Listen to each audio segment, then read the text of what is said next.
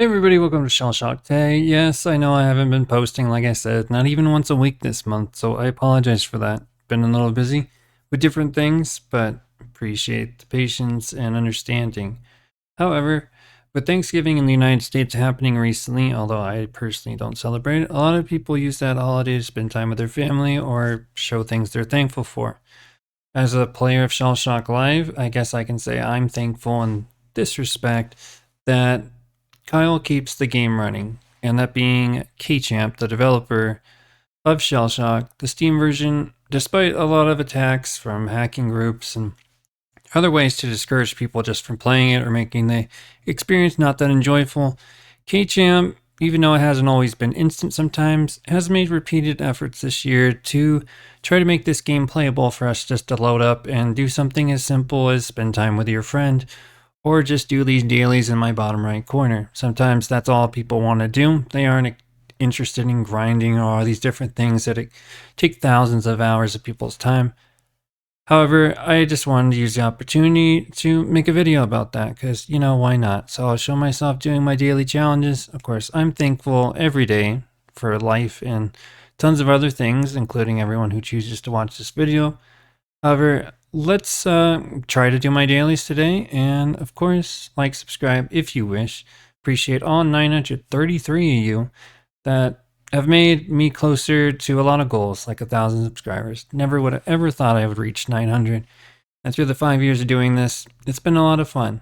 Even if a lot of times the videos are just watched by me as an archive for me to look back at things I've accomplished.